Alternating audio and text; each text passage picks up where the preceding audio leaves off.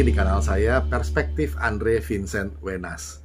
Perbincangan mengenai Bapak Gubernur Jakarta ini, Pak Anies Baswedan, memang riuh rendah dan terus hangat ya.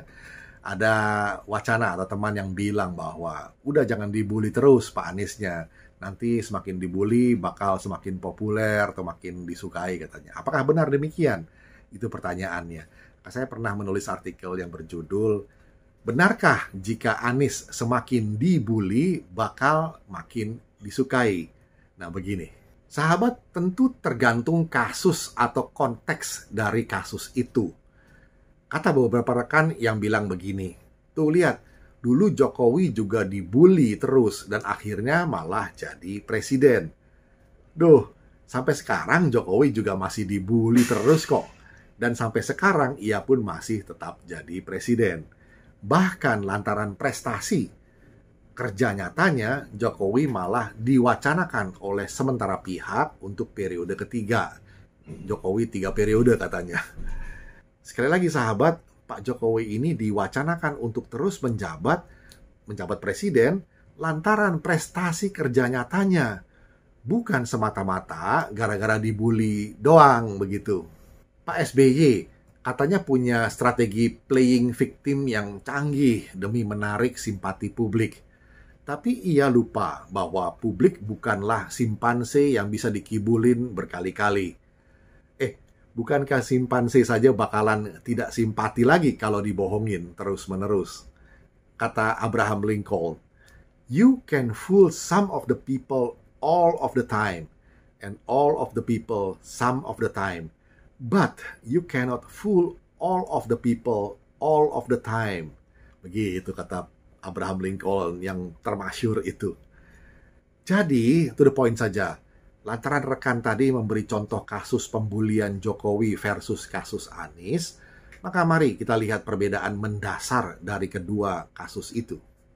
Sahabat, yang jelas Pak Jokowi syarat dengan prestasi kerja nyata, sedangkan Pak Anies syarat dengan perkataan tanpa prestasi nyata yang bisa dirasakan faedahnya oleh rakyat. Kasus pembulian Pak Jokowi adalah upaya pembohongan publik, hoax, dan propaganda post-truth yang berupaya menjegal arus besar hati nurani rakyat yang sudah muak dengan mereka yang kerap playing victim demi mencari simpati. Sedangkan kasus Pak Anies jelas sekali bedanya. Kerja mulut tanpa kenyataan prestasi di lapangan membuat publik pada akhirnya bisa melihat dan merasakan realitas yang sebenar-benarnya. Gimik soal macam-macam monumen anfaedah, getah-getih, gabion, peti mati, sepeda, sampai yang terakhir monumen sepatu. Semuanya lenyap dalam sekejap. Ini akhirnya membuat nalar publik berontak. Ini apa-apaan sih?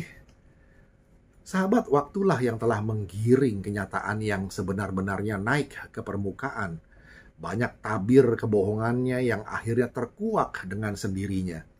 Nalar sehat dan waras memang perlu waktu juga untuk mengunyah dan mencerna realitas yang sesungguhnya. Ternyata ia cuma pepesan kosong. Kabut post-truth dari propaganda ayat mayat semakin pudar, tertiup angin kejujuran yang sejatinya dihembuskan oleh jutaan hati nurani yang mendambakan kebenaran yang sejati. Begitulah latar belakang mendasar yang membedakan kasus pembulian Pak Jokowi dulu, bahkan sampai sekarang, dengan upaya publik membongkar kebohongan Pak Anies. Pada kasus pembulian Pak Jokowi, pada galibnya adalah upaya propaganda para mafia di belakangnya untuk menutup-nutupi prestasi kerja nyatanya dengan kabar bohong yang terus-menerus dibombardir lewat berbagai media. Sedangkan untuk kasus Pak Anies agak kurang tepat sebetulnya untuk disebut sebagai pembulian. Lantaran apa yang saat ini sedang dikejar oleh kader PDIP dan PSI di Parlemen Jakarta adalah upaya mengungkap atau menyingkap kebenaran, bukan kebohongan. Justru kebohongan itu yang mau disingkap supaya terlihat apa yang benar, yang sesungguhnya terjadi.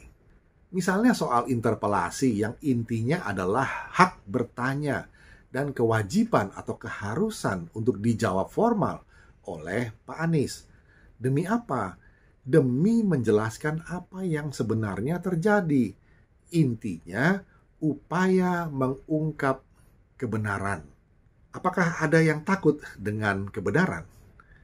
Pesan yang mengatakan Anies pembohong adalah berdasar pada kenyataan bahwa ia memang telah berbohong untuk banyak hal.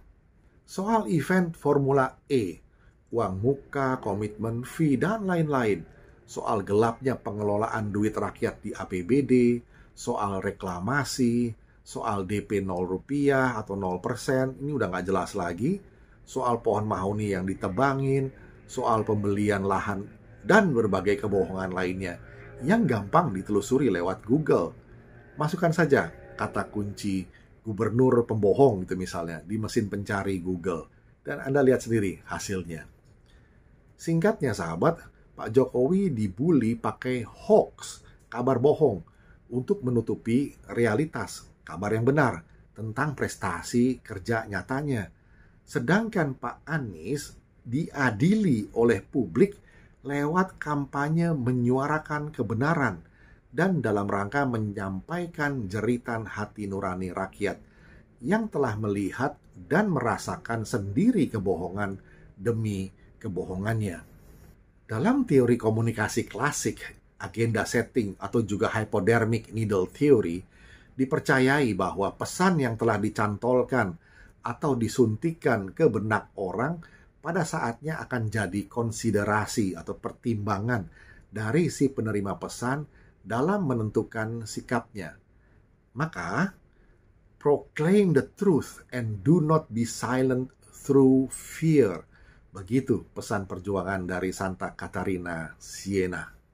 Jadi, terus nyatakan, proclaim kebenaran.